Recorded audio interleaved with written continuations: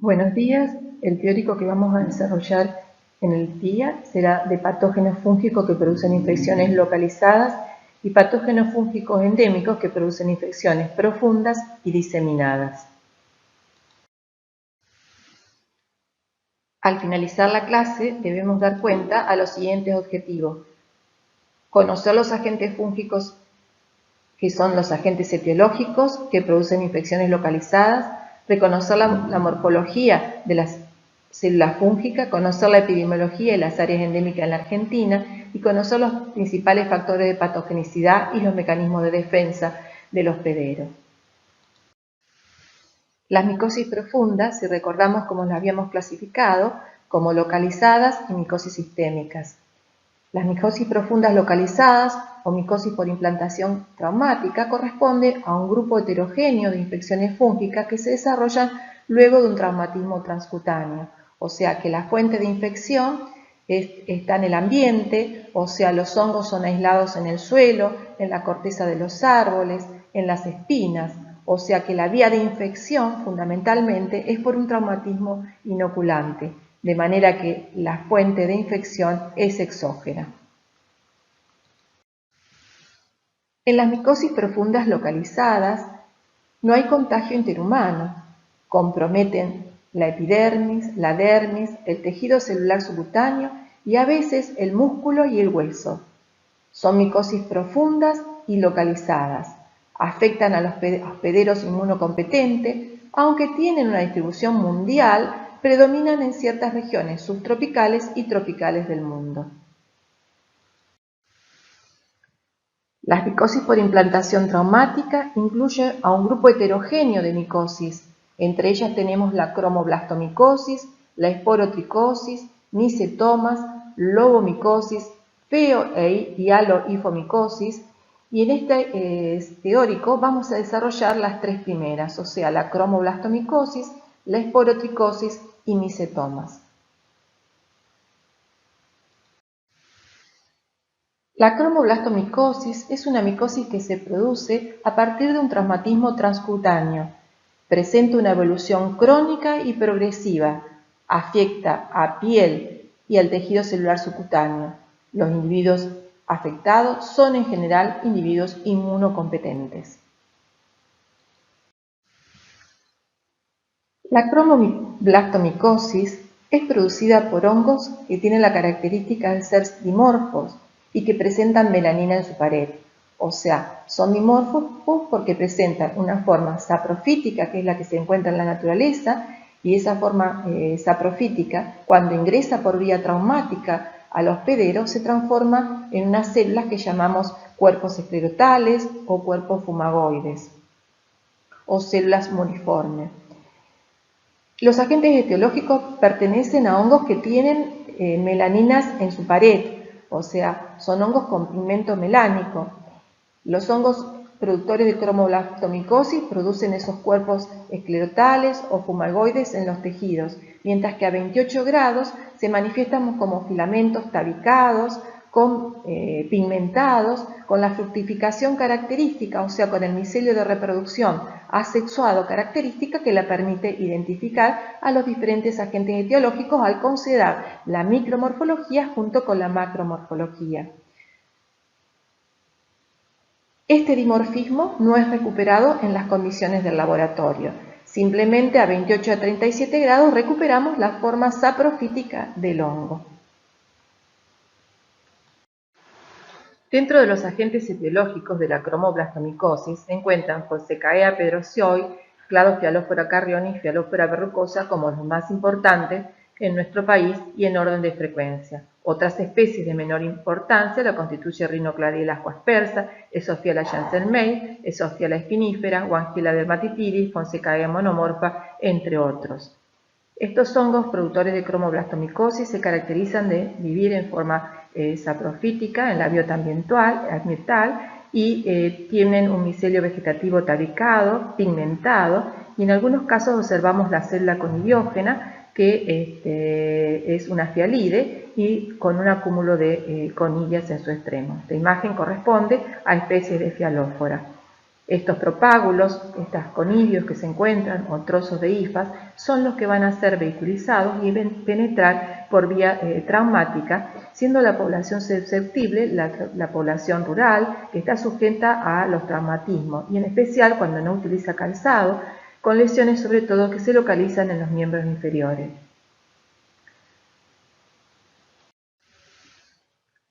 Observamos la distribución de la cromoblastomicosis que corresponde a los climas tropicales y subtropicales de todo el planeta. La cromoblastomicosis afecta a todo el mundo, siguiendo una distribución en las áreas tropicales y subtropicales, y por supuesto nuestro país también corresponde a esas áreas donde se encuentran los agentes etiológicos. Los trabajadores rurales son los más expuestos a esta fuente de infección que está en el suelo, que está en las plantas, y también en el sexo masculino. La enfermedad es más prevalente en los hombres, con una relación de 12:1, y la edad promedio de inicio de las lesiones es de aproximadamente 41 años. Vamos a ver cómo son los mecanismos por los cuales se lleva a la cromoblastomicosis. La melanina es un factor de virulencia que confiere ventaja a estos hongos porque los protege de los radicales libres liberados por los fagocitos. En el interior del organismo, los propágulos infectantes, que pueden ser los conidios o trozos de hifa, que son vehiculizados a través de astillas de madera, espinas de vegetales, trozos de ramas, se transforman en el organismo en su forma dimorfa correspondiente, que es una célula que es globosa, de 15 a 20 micras de diámetro y que tiene tabiques en sentidos longitudinales y transversales. No es una levadura. Independientemente de cuál sea el agente etiológico de la cromoblastomicosis, todos llegan a la misma forma dimorfa. En el organismo se produce como consecuencia de la presencia de estos elementos una respuesta de tipo granulomatosa. Y en esa respuesta granulomatosa, con formación de microabscesos, vamos a ver que en este caso, como se observa en esta imagen, estas células esclerotales se encuentran en el interior de una célula gigante que contienen el proceso, o sea, contienen al hongo, pero no lo destruyen. La cromoblastomicosis se presenta en la histopatología con una hiperkeratosis, o sea, con un engrosamiento de la capa córnea, con una hiperplasia pseudoepiteliomatosa marcada que abarca la dermis superficial y media, y un infiltrado granulomatoso y además con microabscesos dentro de los cuales se advierten las células fumagoides o cuerpos fumagoides o células esclerotales.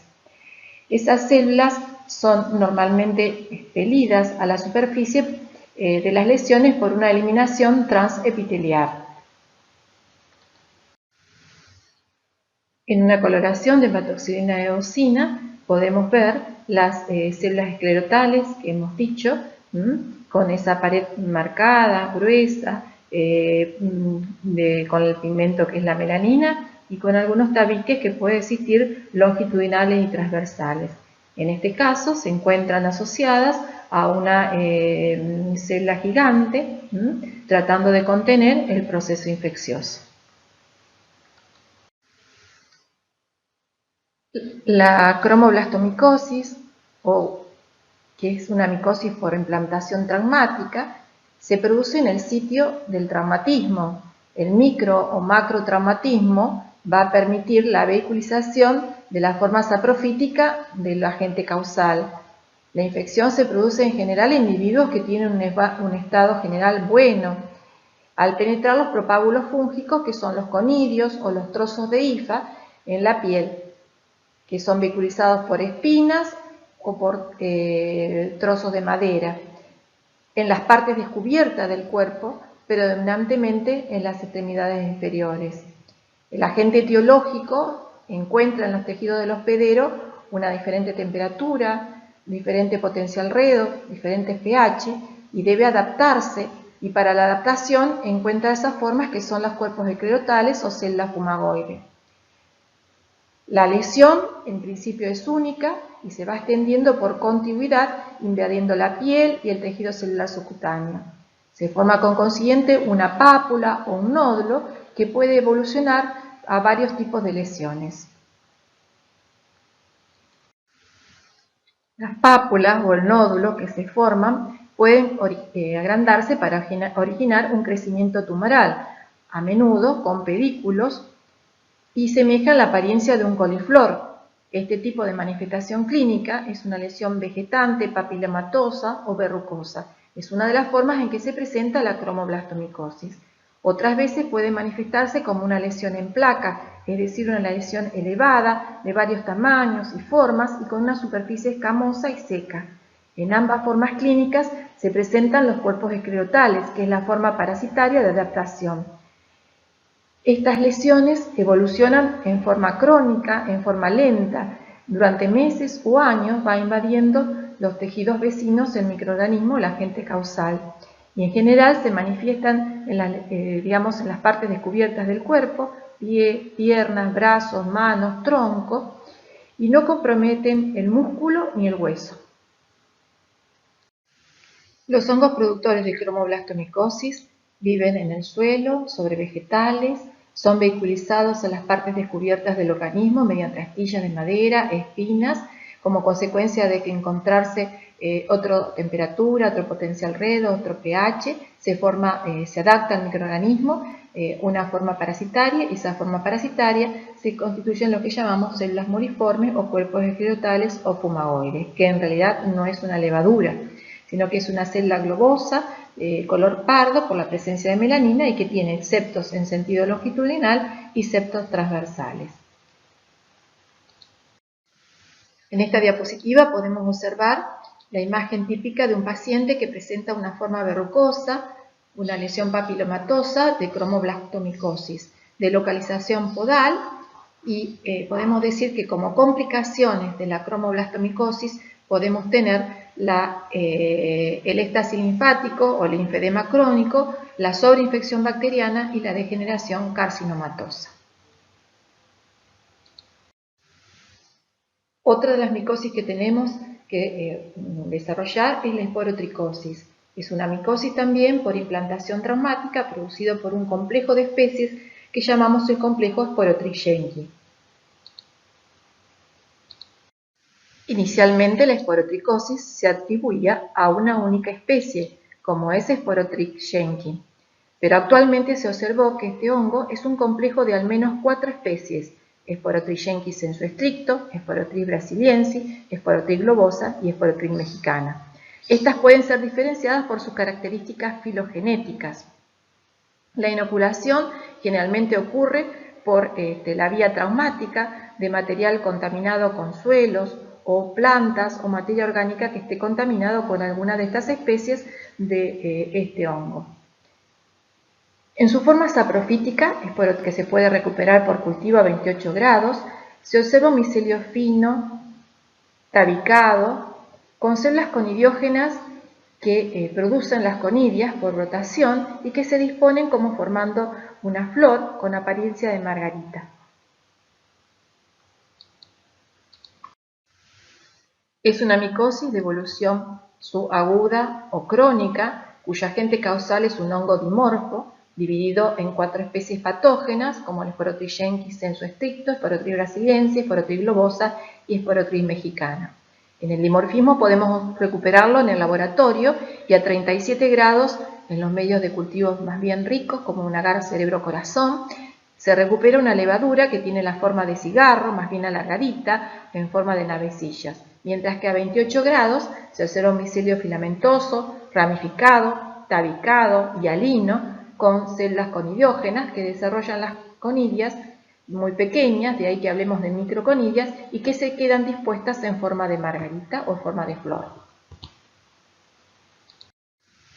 La esporotricosis tiene una distribución universal, pero existen áreas de mayor incidencia, como son las regiones tropicales y subtropicales de América, que corresponde a Brasil, México, Colombia, Perú y Uruguay. Zonas de una incidencia media, como corresponde a la República Argentina, y la micosis es rara en Chile. En Argentina podemos decir que las zonas endémicas de la esporotricosis corresponden a la región del noroeste, noreste y la región del centro de nuestro país. Corresponde a las provincias de Santa Fe, Córdoba, Santiago del Estero, Tucumán, Salta, Corrientes, Chaco, Formosa, Misiones y provincia de Buenos Aires. Es una enfermedad que también se la conoce como enfermedad de los jardineros, de los floristas, por las posibilidades que tienen las espinas de vehiculizar los elementos infectantes. Es una enfermedad también que compromete a los trabajadores rurales, porque son ellos los que están en contacto con el suelo, con los hongos que están en el suelo y que pueden estar en su forma saprofítica y ser vehiculizados por microtraumatismo y provocar la enfermedad. La esporotricosis se ha asociado a la caza de la mulita en Uruguay y en el sur de Brasil. ¿Por qué se ha asociado con la caza de la mulita? Porque la mulita construye su madriguera con maderas y el hombre se infecta al tratar de sacarla de la cueva y recibe el traumatismo con las astillas provenientes de la cueva. También se le ha asociado con mordeduras de rata o de iguana, picaduras de insectos o de hormigas que favorecen la inoculación. La infección por especies de esporotrich ocurre por inoculación traumática. Ciertas actividades recreativas y ocupacionales como la agricultura, la floricultura, la explotación maderera se asocian tradicionalmente con la micosis. La transmisión zoonótica es una entidad emergente y se han descrito casos aislados o en pequeños brotes en Brasil y actualmente en la Argentina. Acá tienen importancia los veterinarios, los dueños de gatos, los cuidadores, con la esporotricosis que se considera una nueva categoría de riesgo para la adquisición de la enfermedad. En estos casos, la especie involucrada en general es Esporotrich brasiliensis. Los gatos tienen una enfermedad grave con un alto número de levaduras en sus lesiones que están localizadas en general en la cara, en el hocico, y de ahí pueden transmitirla directamente al hombre. Tenemos que considerar cuáles son los factores de virulencia que ponen en juego para desarrollar la esporotricosis las especies de esporotrich. Primero, median la adherencia a través de una glicoproteína de 70 kilodalto que es capaz de fijarse a la fibronectina, la laminina y el colágeno. Tiene melanina, esa melanina está presente en su forma saprofítica en el conidio y también producida en la célula de levadura. Exhibe un mecanismo que es el dimorfismo, que es la capacidad de presentarse en una forma saprofítica que es diferente de su forma parasitaria. Y esa capacidad le permite la adaptación a diferentes condiciones, condiciones que va a encontrar en el hospedero. Termotolerancia, o sea, la capacidad de crecer a la temperatura del hospedero, entre 35 y 37 grados. O sea, algo que parece muy trivial, esa termotolerancia es necesaria porque los sistemas enzimáticos que le van a permitir la invasión y diseminación, que en este caso es por contigüidad, tienen que poder actuar a esa temperatura mayor. En este caso se observa una coloración de Grokov de un cultivo de Esporotrich yenki obtenido a 37 grados en medio de infusión cerebro-corazón, en la cual se observan las formas levaduras, las levaduras alargadas en forma de cigarro y en algunas vamos a ver brotación. Como consecuencia de la presencia del microorganismo en el hospedero, se desarrolla la formación de granulomas epiteloides con células gigantes y un área central que puede estar supurada o necrótica como consecuencia del mecanismo tipo Th1 que se monta para controlar la presencia del microorganismo.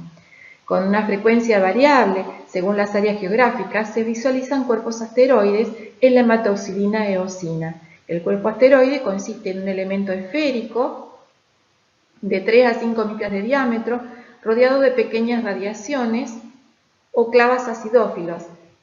Estas últimas son en realidad un fenómeno de esplendores Hopple, que significa la precipitación de complejos antígenos-anticuerpos sobre o alrededor de la levadura. No es patognomónico de la esporotricosis, pues se puede presentar en otros procesos infecciosos. ¿Cuáles son las vías por las cuales puede penetrar Sporotric, las especies de Sporotric? En un hospedero inmunocompetente, el ingreso es por inoculación traumática de hifas o conidios. En un hospedero inmunocomprometidos, el ingreso puede hacerse por vía inhalatoria. La mayor parte de las infecciones por Sporotric ocurren por vía transcutánea. Los conidios que ingresaron por esa vía se transforman en elementos de levadura y originan una reacción inflamatoria no característica. El chancro de inoculación aparece como un nódulo rojo, firme, indoloro, que evoluciona hacia goma, se reblandece en la parte media y se ulcera. En personas sin inmunidad previa ocurre la primoinfección por Sporotric y la propagación de la infección tiene lugar siguiendo el trayecto del tronco linfático principal hasta alcanzar el ganglio satélite.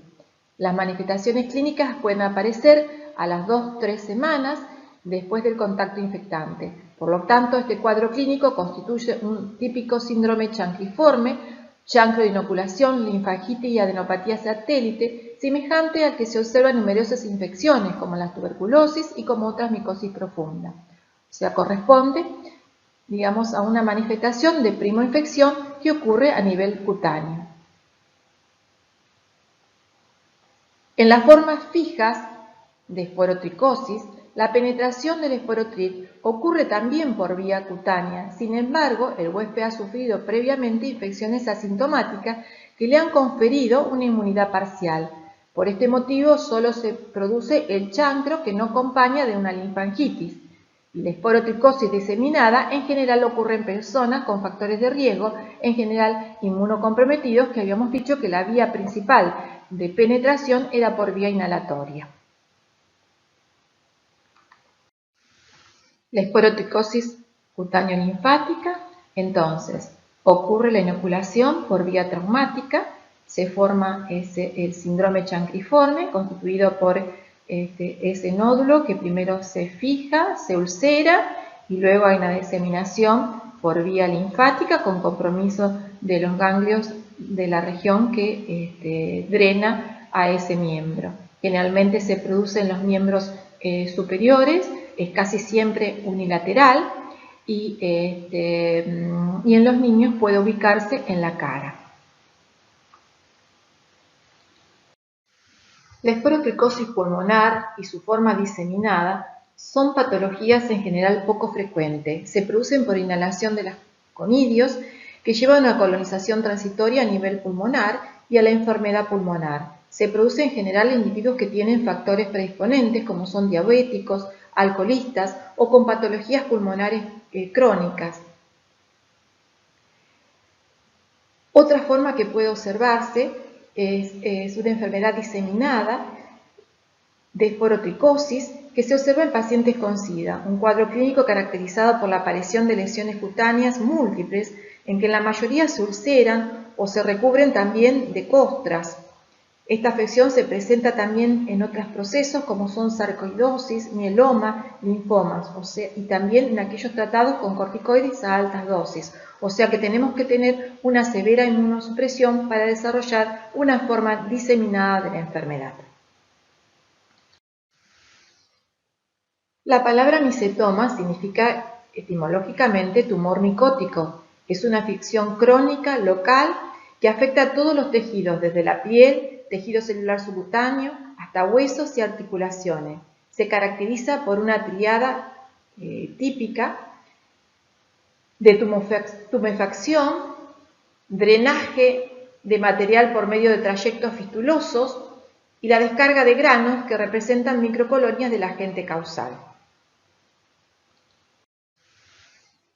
Los micetomas constituyen una micosis por implantación traumática, en donde el microorganismo entra vehiculizado también por espinas, por estillas, por trozos de madera y que desarrollan en forma lenta en los tejidos del hospedero y producen lesiones que se caracterizan por ser deformantes, lesiones de evolución crónica, de consistencia dura reñosa, que reblandecen espontáneamente y se eliminan granos con un exudado seroso, serosanguinolento o purulento a través de fístulas. Los granos, que son microcolonias del agente causal, que están rodeados por la respuesta inmune del hospedero. Los micetomas pueden comprometer la piel, el tejido celular subcutáneo e incluso hasta el hueso, dando un proceso que se denomina osteomielitis.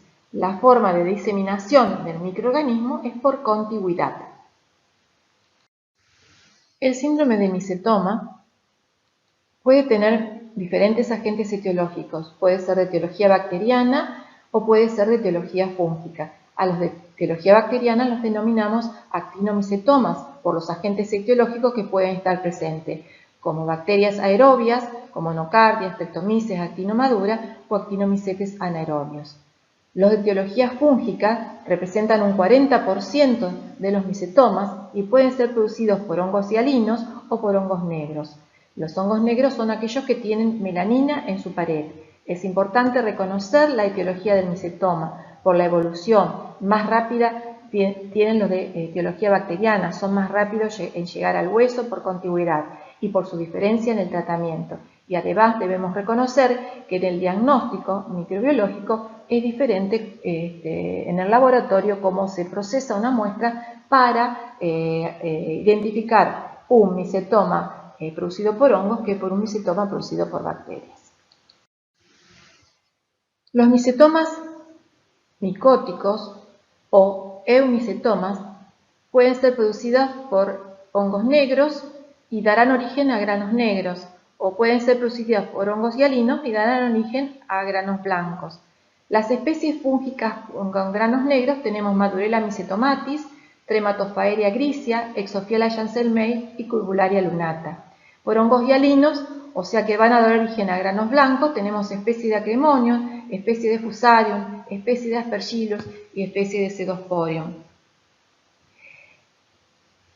Madurella micetomatis es común en regiones áridas, mientras Trematophaeria grisia es común en regiones de Sudamérica. Las especies en nuestro país más frecuentemente implicadas en micetomas son Trematophaeria grisia, conocida antiguamente como Madurella grisia, y Nocardia brasiliensis, que son aislados en regiones selváticas donde se cultiva la caña de azúcar con precipitaciones superiores a 1000 milímetros y con climas cálidos. Con respecto a la epidemiología de los micetomas, podemos decir que existe un llamado cinturón micetoma, que es que incluye países con una alta frecuencia de micetomas. Ese cinturón de micetomas se extiende desde los 15 grados de latitud sur hasta los 30 grados de latitud norte. Incluye países como Sudán, Somalia, Senegal, India, Yemen, México, Venezuela, Colombia y Argentina. En Argentina lo podemos ubicar en las provincias de Santa Fe y Córdoba, como provincias del centro, Salta, Santiago del Estero, Chaco, Tucumán, Corrientes, Formosa y Misiones, como provincias del noreste y noroeste, en donde lo encontramos a los micetomas. Micetomas eumicóticos también son conocidos con el nombre de pie de Madura, por ser la ciudad de Madura, en la India, donde mayor número de casos de micetomas se observa. Se observa en este caso la tumoración, o sea, la deformación del pie, o sea, la localización que es podal, con mayor prevalencia, la formación de fístulas, o sea, de trayectos fistulosos, y de estos trayectos fistulosos emanan los granos, que son las verdaderas colonias del agente causal. Los microorganismos causantes de micetomas viven en forma saprófita en las tierras, en restos vegetales, en madera, en la caña de azúcar, en sustancias orgánicas en descomposición. Los propágulos, los conirios o filamentos ingresan por micro y macrotraumatismo, por abrasiones o contactos con objetos cortantes, como son espinas, clavos o astillas. Es más frecuente en el trabajador rural, en pastores, granjeros, y es frecuente en el sexo masculino por el tipo de actividad que desarrolla, que generalmente es una actividad que desarrolla el sexo masculino, la actividad rural, y en general la población expuesta es la población que activa laboralmente entre los 20 y los 50 años de edad.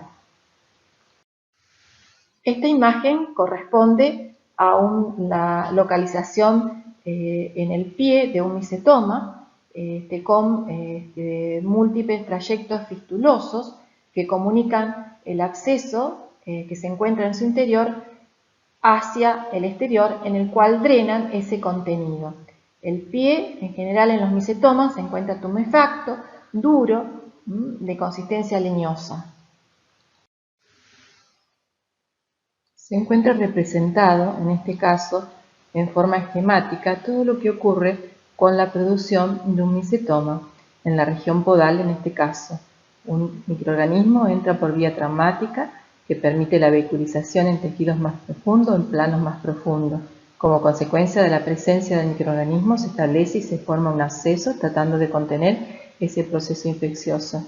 En determinado momento ese absceso va a ser vehiculizado a través de fístulas que pueden eliminar su contenido al exterior o bien pueden volcar su contenido a planos más profundos, de manera que por continuidad va formando los distintos abscesos y va invadiendo los tejidos, diferentes tejidos, hasta llegar hasta el plano óseo dando la osteomielitis. Esto es un proceso dinámico en el cual se abren y se cierran trayectos fistulosos, que hace que el pie adquiera un aspecto tumoral, un aspecto hinchado, edematoso, de consistencia dura, leñosa, con los trayectos fistulosos, en este caso en el pie por la localización de este micetoma que tiene lugar con el punto de inoculación del traumatismo. En este caso se visualiza un micetoma en la región de la rodilla, donde se encuentra la tumoración, los trayectos fistulosos, y en la próxima diapositiva se verá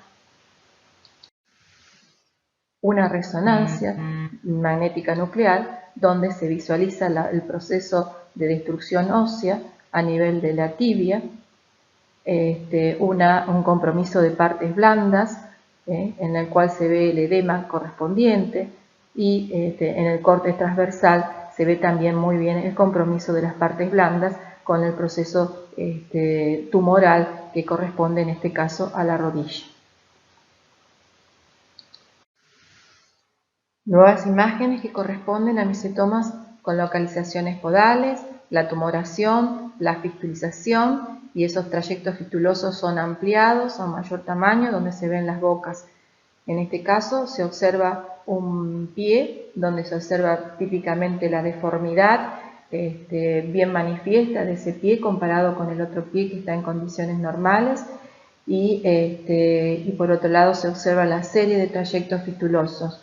En una radiografía que se encuentra en la parte inferior que corresponde a este pie se observa claramente la destrucción ósea que ha acontecido en este proceso, en este síndrome que es el que llamamos micetoma. Cuando se produce un micetoma se llevan a cabo diferentes tipos de reacciones. En un primer momento los granos son rodeados por abundantes polimorfonucleares que degranulan sobre la superficie de los granos tratando de contener el proceso infeccioso. En una segunda instancia, esos granos son rodeados por macrófagos y células multiplicantes tratando de organizarse un granuloma. En una tercera instancia, esos granulomas epitelioides producen la destrucción parcial del grano y se rodea todo de material fibrótico.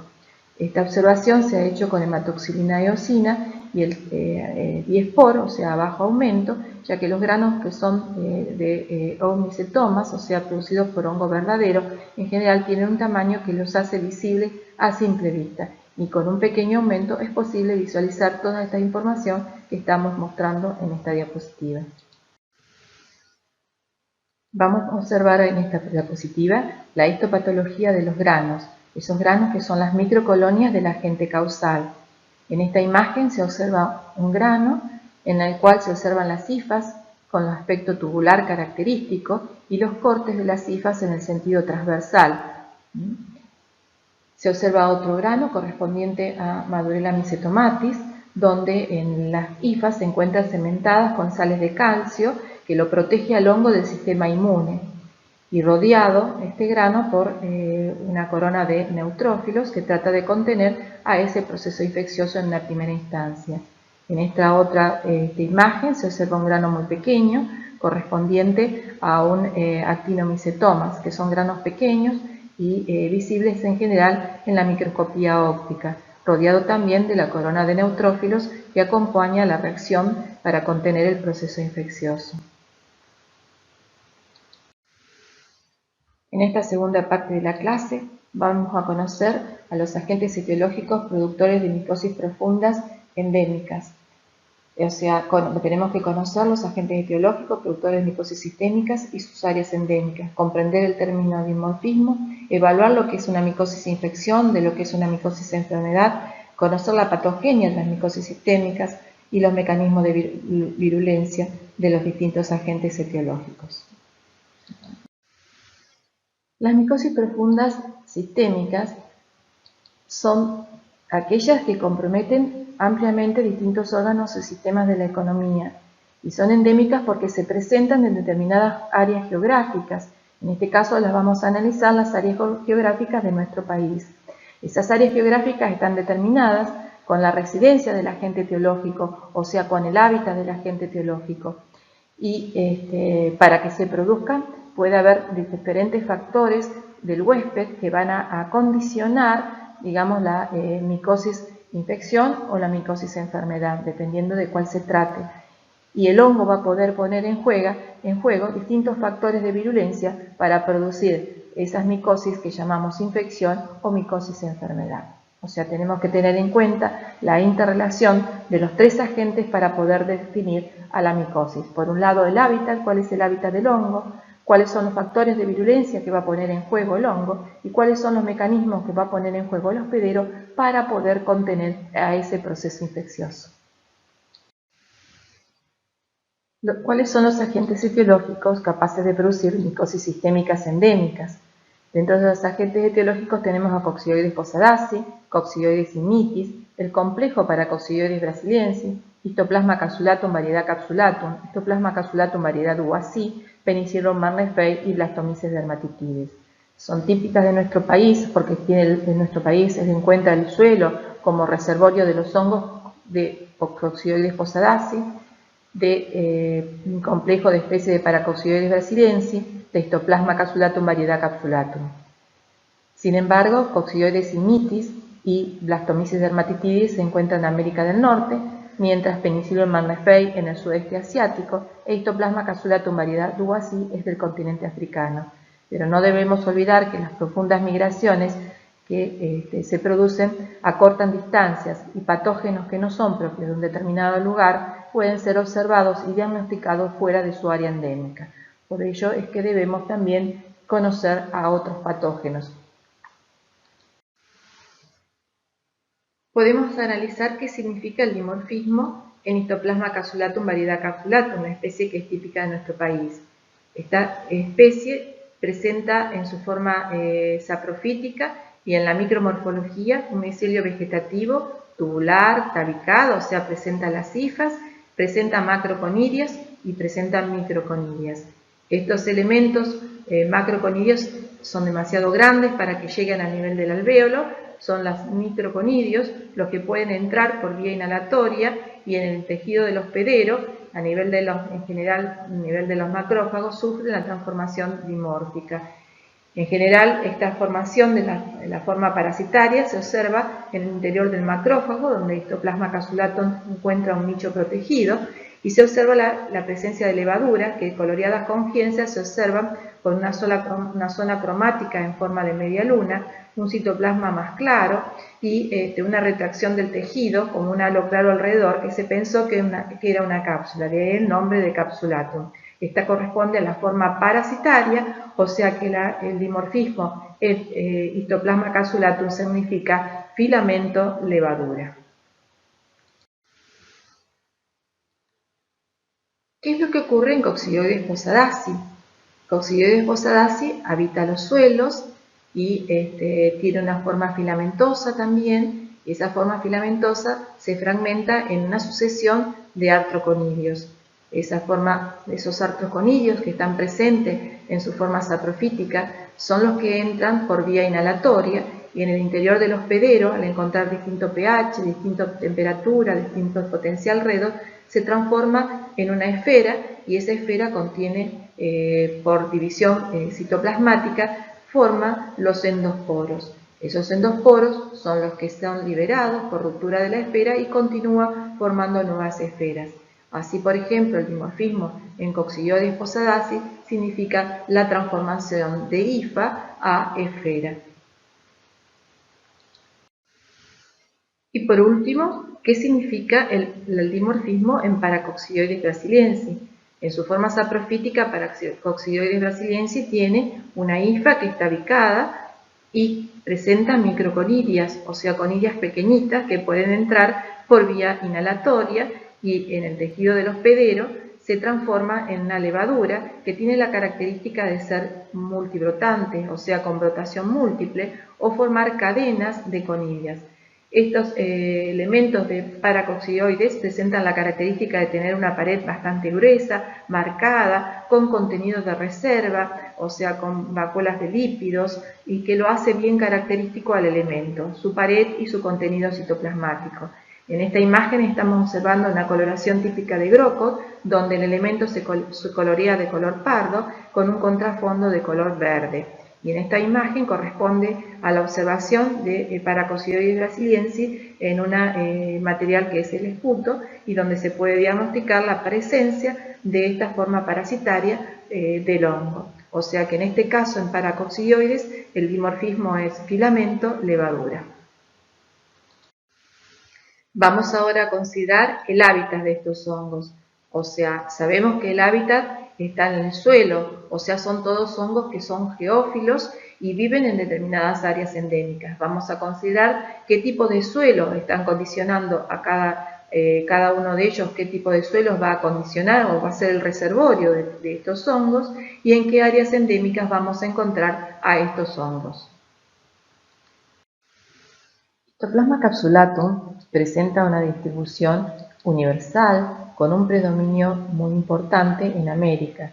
Es una infección que se observa desde Canadá hasta Argentina. Las áreas más importantes son las cuencas del río Mississippi y Missouri en América del Norte, en Estados Unidos, la cuenca del río de la Plata en Argentina, pero también se han observado otras regiones como son el norte de Panamá, de Guatemala, en Venezuela, en Colombia. En la Argentina, la zona endémica comprende las provincias de Buenos Aires, sur de Entre Ríos, sur de Santa Fe, La Pampa, sudeste de Córdoba, que corresponde a las provincias situadas en la Pampa húmeda. Otro foco endémico se presenta en la zona del Valle del Lerma, en la provincia de Salta.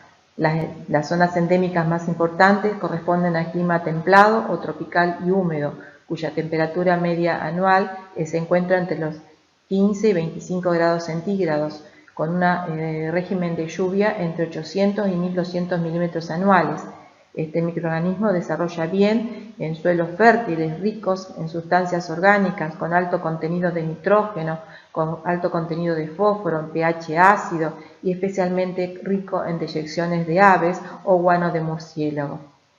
La histoplasmosis puede ocurrir como casos aislados, pero también puede ocurrir como brotes epidémicos, y no se ha comprobado la transmisión interhumana en esta micosis. Bueno, y hablando de brotes, vamos a definir lo que es un brote. Es un aumento que supera las expectativas en número de casos de una enfermedad. Ocurre en una población específica, en un área bien definida y en un periodo de tiempo. Así, en la histoplasmosis, ¿quién es la población que vamos a definir? Aquella que está sujeta a demolición de gallineros o de palomares, o la limpieza de esos gallineros, a los geólogos, a las que van a grutas habitadas por murciélagos, a los espeleólogos, a los trabajadores de vialidad, es decir, aquellos que tienen la función de mantener, mejorar y ampliar la red nacional de caminos, es decir, la red vial.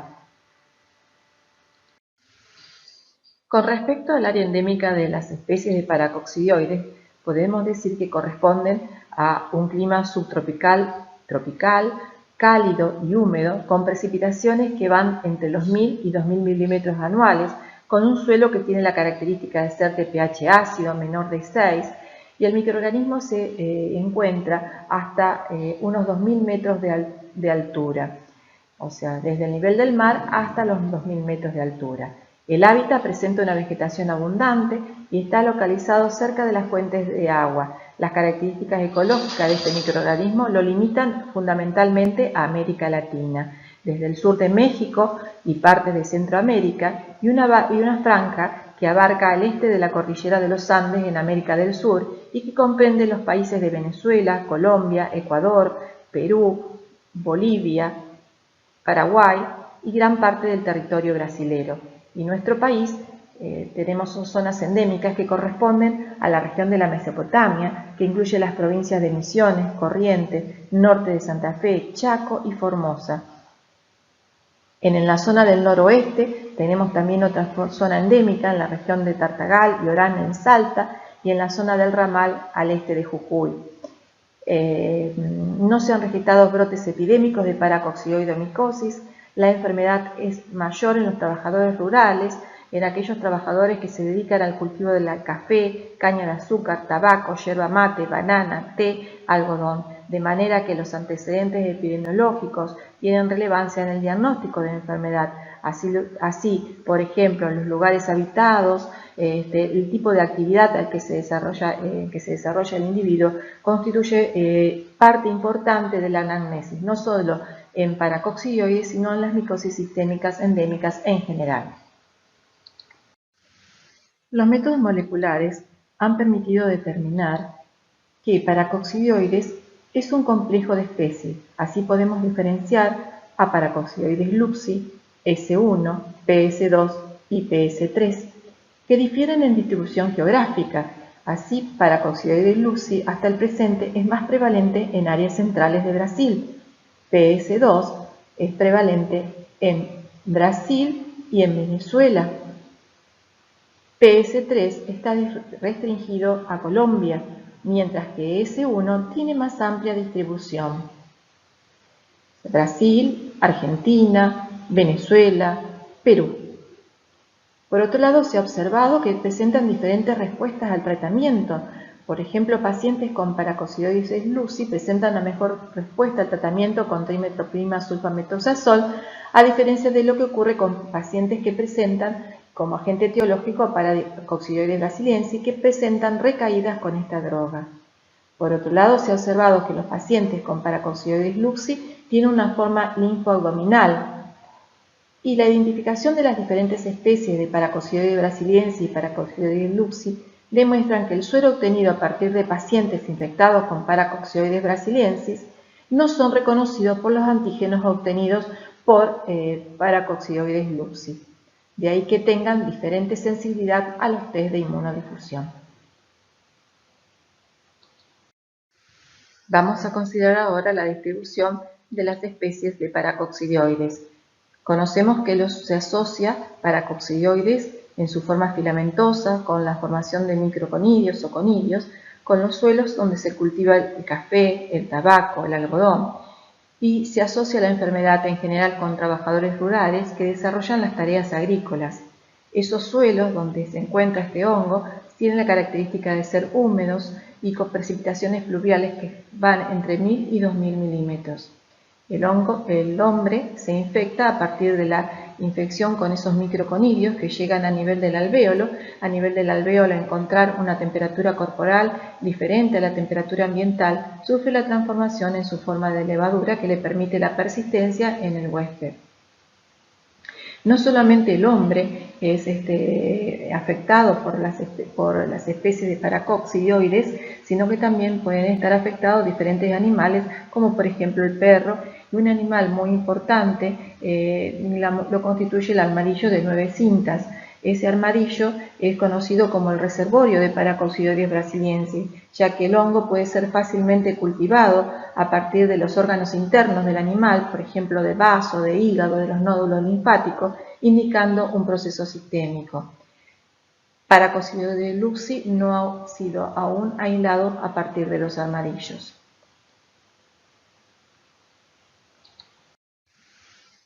Las áreas endémicas que corresponden a coccidioides Podemos decir que corresponden a suelos arcillosos, arenosos, con característica de ser un clima semidesértico con escasa precipitación pluvial que va entre 150 y 500 milímetros al año. La temperatura promedio es de 28 grados en verano y 7 grados en invierno. El hongo puede vivir en el suelo a una profundidad de entre 5 y 30 centímetros.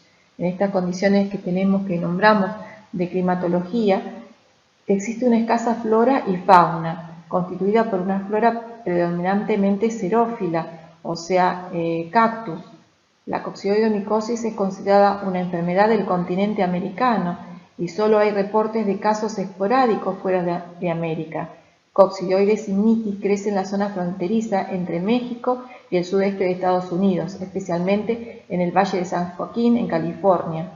Coccidioides posadaceae se lo aísla de Centroamérica y norte de Sudamérica, en la península de Guajira, entre los límites entre Colombia y Venezuela, y en el noreste de Brasil, en los estados Piauí, Ceará, y en la Argentina, la zona endémica se extiende desde el paralelo 27 hasta el paralelo 40 de latitud sur. Comprende las provincias de Jujuy, Salta, Catamarca, La Rioja, norte de Córdoba, San Luis, San Juan, Mendoza, Neuquén y el noroeste de La Pampa.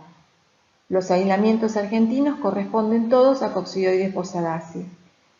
En la parte inferior podemos ver a una fotografía histórica de Dominga Oscurra, tomada por Alejandro Posadas, que fue el médico que diagnosticó esta enfermedad en el año 1892.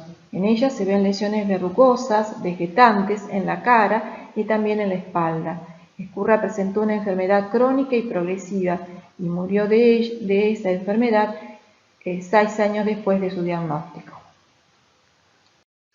Con respecto a los factores de virulencia de paracoccidioides, podemos decir, uno de ellos es el dimorfismo, la capacidad que tiene el hongo de presentarse en una forma saprófita en la naturaleza y que esa forma saprófitica presenta estructuras que permiten llegar al nivel del alvéolo y transformarse en una célula levadura, una levadura multibrotante que le va a permitir resistir en el hospedero a las condiciones en las cuales se encuentra. Por otro lado, podemos decir que el hongo presenta su pared quitina y que aunque ambas formas, tanto la forma filamentosa y la forma levaduriforme lo contienen, la forma levaduriforme tiene 3 veces más quitina que la forma filamentosa, de ahí que sea más difícil de digerir por parte de los fagocitos. Por otro lado, en la pared encontramos alfa-1,3-glucanos, que por supuesto este glucano es más difícil de digerir que los beta-1,3-glucanos. Y además el alfa-1,3-glucano enmascara al beta-1,3-glucano presente en la pared. De esta manera se evita el reconocimiento por parte de la lectina 1 del beta-1,3-glucano y el desencadenamiento de citoquinas proinflamatorias y de TNF-alfa. Proteasas, o sea, esas les va a permitir al hongo diseminarse e invadir a los diferentes tejidos. Tiene un receptor de 43 kilodalton, que es este receptor es el que se va a unir a la laminina, al colágeno, a la matriz extracelular. O sea, los que van a mediar, el receptor que va a mediar la adherencia es el receptor de 43 kilodalton. Además, esta glicoproteína de 43 kilodalton es capaz de generar anticuerpos en el suero del paciente, de manera que es importante en el diagnóstico de la enfermedad. Por otro lado, tenemos un receptor del 17-beta-estradiol que se encuentra en los filamentos de este hongo y que cuando se une con su ligando, el 17-beta-estradiol, se impide la transformación de la forma filamentosa a la forma levaduriforme. De ahí que la micosis, o sea, la paracoccidioidomicosis, sea más prevalente en el sexo masculino que en el sexo femenino. De una proporción se habla de 10:1, una relación hombre a mujer. Soporta bajas tensiones de oxígeno. Como consecuencia del mecanismo que tenemos en el hospedero de contener el proceso infeccioso a través de la formación de granulomas por una respuesta tipo Th1, este microorganismo es capaz de soportar bajas tensiones de oxígeno. Esto lo hace que cuando se enfrenta en condiciones que pueden llevar a una inmunosupresión ya sea por un trasplante, ya sea por tratamientos con biológicos, se desorganiza ese granuloma y se produce la reactivación del microorganismo como consecuencia de la diseminación de este microorganismo. Esto nos puede explicar el por qué muchas paracoccidioidomicosis pueden ser diagnosticadas muchos años después, fuera del área endémica en la cual se puede haber producido la infección. Y la melanina, que es otro factor de virulencia que tenemos en este hongo, que produce las células de levadura, en las levaduras multibrotantes, que disminuye la producción de TNF-alfa, actúa como receptores. La melanina capta los intermediarios reactivos del oxígeno y nitrógeno, impidiendo que sus efectos letales se hagan sobre las estructuras y moléculas de la célula fúngica. Disminuye la fagocitosis también. ¿Cuáles son los factores de virulencia que pone en juego Histoplasma capsulatum? Por un lado podemos decir dimorfismo. La transición de conidios en levadura puede ocurrir antes que Histoplasma capsulatum ingrese al macrófago o en el interior de este. Las conidios o las levaduras pueden ingresar al macrófago por la vía tradicional de oxonofagocitosis después de unirse a inmunoglobulinas y o a componentes de complemento. Sin embargo, se ha descrito un mecanismo alternativo mediante el cual Histoplasma capsulatum ingresa al macrófago por la unión de una decina fúngica, la proteína de shock térmico 60, que se une a los receptores CD11 y CD18, o sea, al CR3 del macrófago. Este mecanismo propuesto permite a Histoplasma capsulatum evadir el estallido respiratorio en el interior del fagocito, con lo cual logra su sobrevida y su proliferación. La célula de levadura de Histoplasma capsulatum tiene alfa-1,3 glucanos que ocupa las capas más externas de la pared celular y enmascara así al beta-1,3 glucanos de su reconocimiento por parte de la dequina 1 del macrófago. En el interior del macrófago, la levadura va a asociarse con el lisosoma, formando el fagolisosoma. Para impedir que las enzimas lisosomales actúen y la destruyen, produce la Histoplasma capsulatum un incremento del pH por un mecanismo que aún no está conocido, llevando ese pH a un pH 6, 6,5, evitando así la destrucción por parte de las enzimas lisosomales. Cuando se encuentra en su forma parasítica en el interior del macrófago, necesita ciertos elementos que son vitales para él, como son el calcio y el hierro. Para ello, sintetiza una proteína fijadora de calcio que le permite captar calcio y tiene un sistema de captación de hierro, que ese sistema de captación está constituido por sideróforos y por otros mecanismos mediante el cual el hierro 3 es reducido a hierro 2, o sea, un sistema enzimático que le permite la reducción férrica. Por otro lado, como todos los hongos productores de micosis sistémicas endémicas, tiene en su pared, en su forma parasitaria, la presencia de melanina. Vamos a ver qué ocurre con el ciclo de vida de coccidioides, ya sea Posadaceae e Imitis. Sabemos que las hifas de coccidioides pueden habitar en suelos desérticos, con pocas precipitaciones pluviales, menores a 500 milímetros. En este tipo de suelo, donde hay pocos microorganismos que pueden antagonizar su crecimiento, crece en forma hifal. Esas hifas se pueden fragmentar dando artroconidios. Esos artroconidios, que tienen espacios entre ellos, pueden desarticularse y dan esos artroconidios que se quedan suspendidos mediante esas aletitas en el aire. Esos artroconidios entran por vía inhalatoria y en el hospedero se transforman por un crecimiento isodiamétrico en una esfera inmadura. Esa esfera inmadura va a madurar, ya que el citoplasma se divide por clivaje citoplasmático, formando un gran número de endosporos, y esta esfera con los endosporos posteriormente se rompe y se liberan los endosporos, y cada endosporo vuelve a generar una nueva esfera. O sea, esto es el ciclo saprofítico del hongo y este es el ciclo que se produce en el interior del organismo, o sea, es la fase tisular. Este dimorfismo en coccidioides Posadaceae o coccidioides Imitis no se recupera en las condiciones de laboratorio. A diferencia de lo que ocurre con Histoplasma o Paracoccidioides brasiliensis, que cambiando la temperatura a 28 grados obtenemos la forma saprofítica del hongo y a 37 grados en las condiciones de laboratorio podemos obtener la forma parasitaria. Si nosotros miramos esta diapositiva vamos a ver que a partir de una artoconidia se genera una esfera y que esa esfera genera al madurar una gran cantidad de endosporos en su exterior que pueden romperse y generar una numerosa cantidad de esferas con endosporos. Es por eso que este microorganismo requiere condiciones de bioseguridad de tipo 3 del CDC por su alta virulencia. Bueno, ¿y qué factores de virulencia tenemos en coccidioides, en especies de coccidioides?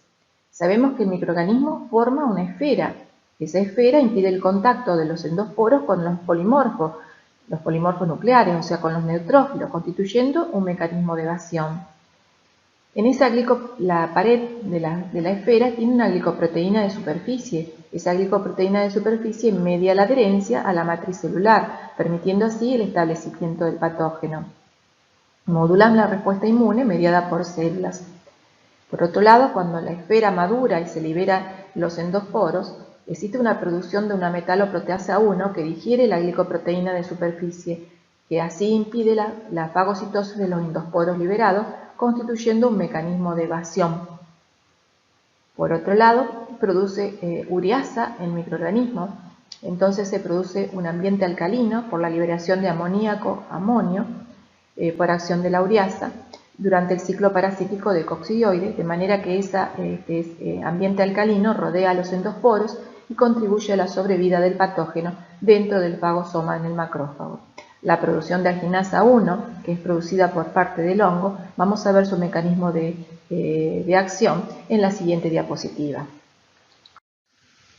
Estudios en animales revelan un significativo incremento en nivel de la expresión de arginasa 1 en ratones infectados con coccidioides.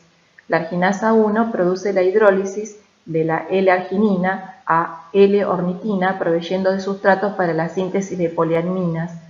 La disponibilidad de L-ornitina en el sitio de infección fúngica promueve la proliferación del microorganismo al proporcionar sustratos para la síntesis de L-glutamina y de prolina, entre otros aminoácidos. La arginasa 1, producida por el microorganismo, compite en el interior del macrófago por la óxido nítrico sintetasa, lo cual compromete las defensas del hospedero durante la infección por coccidioides al reducir la producción de intermediarios reactivos de nitrógeno por parte de la célula, reduciendo la producción de óxido nítrico. Además, el cambio del balance de la actividad enzimática en el macrófago en favor de la arginasa 1 del microorganismo resulta un aumento en la producción de urea, la cual en presencia de ureasa genera un microambiente alcalino y en el sitio de infección que compromete el normal funcionamiento de las células del sistema inmune. Bueno, ahora vamos a considerar qué es lo que ocurre en la interacción huésped-hongo. Nosotros sabemos que la infección se produce por la inhalación de los propágulos infectantes que se encuentran en forma saprófita de las especies fúngicas causantes de micosis sistémica endémica. Así, por ejemplo, podemos tener microconidios, podemos tener artroconidios, y el tamaño de estos propágulos debe ser de alrededor o menor de 4 micras para que alcancen a nivel del alvéolo pulmonar. Frente a una carga pequeña de inóculo, el individuo inmunocompetente en general es capaz de controlar el proceso infeccioso y produciendo infecciones que en general cursan en forma asintomática, en tanto que frente a una carga masiva de inóculo, como ocurre en aquellos individuos que entran en cuevas habitadas por murciélagos, limpian gallineros o trabajadores de la vialidad para la histoplasmosis, pueden desarrollar infecciones sintomáticas. Algo similar ocurre en la coccidioidomicosis para el desarrollo de infecciones sintomáticas o primoinfecciones sintomáticas. Para el desarrollo de la enfermedad, el individuo en general presenta factores de riesgo: sexo, edad, disminución de los linfocitos TCD4, individuos trasplantados, individuos tratados con biológicos, factores genéticos, entre otros, y en este caso se desarrolla un conjunto de síntomas y signos que caracterizan a la enfermedad micótica. Para el desarrollo de la infección es necesario únicamente que estemos en contacto con el hongo, mientras que para el desarrollo de la enfermedad, en general, son necesarios ciertos factores que llamamos de riesgo para que la misma se produzca. Los hongos productores de micosis sistémicas endémicas viven en áreas geográficas determinadas. En esas áreas geográficas determinadas es donde nosotros vamos a tener que tener el encuentro con este microorganismo, ya sea por residir en esas áreas geográficas, ya sea por trabajar en esas áreas geográficas o bien por cuestiones turísticas por las cuales visitamos esas áreas geográficas. En esas áreas geográficas el microorganismo encuentra temperatura adecuada, encuentra un régimen de lluvia o pluviometría adecuado, las características del suelo y le permiten adaptarse al microorganismo y dar los elementos infectantes. Esos elementos infectantes ingresan por vía inhalatoria y allí llegan a nivel del alvéolo donde se encuentra con el macrófago y la transformación a la forma parasitaria, o sea, la transformación dimórfica y la proliferación del microorganismo. Una vez que se forma una gran cantidad de especies fúngicas dentro del parénquima pulmonar, se va a diseminar en el interior de células fagocíticas a los ganglios linfáticos locales por vía linfática, pero también se va a diseminar por vía hemática a órganos como son el hígado, el vaso y la médula ósea. Bueno, los elementos infectantes, o sea, esos conidios, microconidios, artroconidios, ingresan por vía inhalatoria, llegan al nivel del alvéolo. Allí, en el alvéolo pulmonar, ocurre la multiplicación de los microorganismos y el cambio a la fase levaduriforme. Se desarrolla una respuesta inflamatoria que está constituida por polimorfonucleares que son reemplazados por macrófagos que fagocitan el hongo. Se activa el complemento y la llegada de nuevas células, entre ellas los linfocitos NK, que son activos contra las formas parasitarias de los hongos porque son productores de interferón gamma. La interacción de los PAMs con los toll-like receptors lleva a la inducción de citoquinas, por ejemplo, citoquinas proinflamatorias como TNF-alfa, interleuquina 1, interleuquina 6, interleuquina 8, que modulan la respuesta adaptativa. Así podemos decir que el mecanismo de inmunidad innata es incapaz de controlar en general el proceso infeccioso. Las células dendríticas actúan como células presentadoras de antígenos en los órganos linfáticos secundarios y en los nódulos linfáticos y allí interactúan con las células T y células B. Luego de 2 o 3 semanas, la respuesta inmune mediada por células controla el proceso infeccioso. La inmunidad adquirida permite la activación de los macrófagos que destruyen al microorganismo y así se limita la infección. La liberación de interferón gamma, de TNF-alfa, interleuquina 12 son importantes para montar una activa respuesta de tipo Th1 contra el patógeno. Se forman como consecuencia granulomas epiteloides con células gigantes con un área que puede llegar a la necrosis gaseosa y una cápsula periférica de fibras colágenas que tiende a calcificarse. Se produce así el complejo primario de primoinfección, constituido por una lesión en el parénquima pulmonar, que es el chancro de inoculación, la linfangitis y la adenopatía satélite, semejante a la que se observa en numerosas infecciones, como la tuberculosis y el síndrome linfangítico nodular producido por Sporotrichenki. Los granulomas persisten por meses o años y el microorganismo puede quedar en el interior del granuloma en estado latente y viable, con la posibilidad de reactivarse ante procesos que lleven a una inmunosupresión. ¿Qué pasa si ese individuo se trasplanta? ¿Qué pasa si ese individuo es sujeto a tratamientos con corticoides o sustancias anti-TNF-alfa? El granuloma se desorganiza y como consecuencia de ello el microorganismo que está en estado latente se reactiva y se produce la enfermedad. La polarización hacia una respuesta de tipo Th2 que conlleva a una producción de anticuerpos no resulta efectiva para el control del proceso infeccioso, ya que para el control del proceso infeccioso se requiere típicamente una respuesta celular con la formación de granulomas. La micosis e infección depende exclusivamente de la exposición al agente infectante. En el diagnóstico de la primoinfección o infección se debe considerar en el interrogatorio el lugar de residencia o visita hacia el área endémica, ya sea por actividades laborales o recreativas. En general, la micosis e infección es autolimitada, cursa en forma asintomática y la intradermorreacción es positiva. Esa prueba cutánea o intradermorreacción evalúa la hipersensibilidad retardada, la hipersensibilidad de tipo 4 con antígenos específicos o antígenos homólogos. En esta prueba la lectura del resultado se realiza entre las 48 y 72 horas. La prueba no da indicación temporal de cuándo ocurrió la infección, simplemente nos va a decir reacción positiva es que el individuo está infectado y reacción negativa el individuo no infectado o en formas graves de la micosis. En esta imagen se muestra una prueba cutánea, una prueba intradérmica que se aplica en la cara anterior del antebrazo y el diámetro de la induración, o sea el diámetro de la pápula, es lo que debe leerse. En tanto, el eritema puede sobrepasar al diámetro de la pápula. En nuestro país existe alrededor de 8 millones de individuos que son infectados con Histoplasma capsulatum. Las micosis sistémicas endémicas tienen un proceso que llamamos micosis enfermedad, donde aparecen los signos y síntomas de la enfermedad que vamos a ver en las diapositivas siguientes. ¿Cómo se produce esa micosis enfermedad?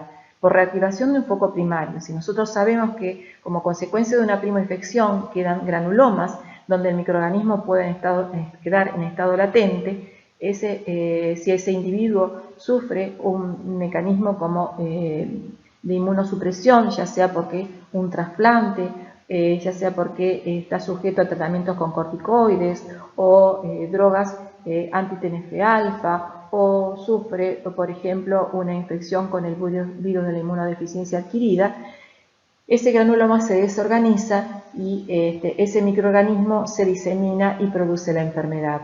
También puede acontecer que el individuo sufra la primoinfección y no la puede contener. En este caso, por una progresión de una primoinfección se produce la enfermedad. Durante la enfermedad hay una diseminación hematógena con un compromiso de órganos y sistemas amplio. Vamos a considerar ahora los factores predisponentes para desarrollar la micosis enfermedad. El lugar de residencia actual o pasada es importante, pues si no tenemos en contacto con la fuente de infección, o sea, si no tenemos en contacto con el microorganismo, no podremos tener esa enfermedad. La edad también es importante considerarla. Así, por ejemplo, en la paracoccidioidomicosis enfermedad se ha observado que en todas las edades, teniendo una mayor incidencia entre los 30 y 50 años, la mayor ocurrencia en adultos, más del 95% de los casos, se debe probablemente al largo periodo de latencia que tiene el paracoccidioides en el interior de los granulomas. Sin embargo, existe una forma juvenil de paracoccidioides que se manifiesta, o sea, de paracoccidioidomicosis, que se manifiesta con adenomegalia, compromiso hepático y vaso, o sea, con hepato y esplenomegalia, y se observa en pacientes hasta los 30 años. Para la histoplasmosis pulmonar crónica, la edad de presentación es en pacientes mayores de 50 años, y las formas progresivas diseminadas se observan con mayor frecuencia en niños menores de 2 años y en adultos del sexo masculino de más de 50 años.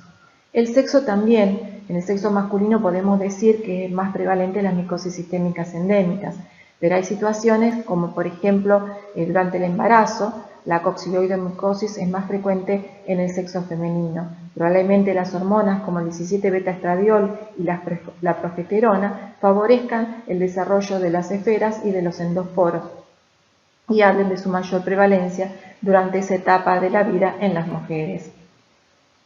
Ya hemos hablado del efecto que ejerce el estradiol, de los receptores que tiene la célula fúngica para el beta-estradiol y que impide la transformación del filamento en levadura, y eso nos habla de la mayor prevalencia en hombres de la paracoccidioidomicosis.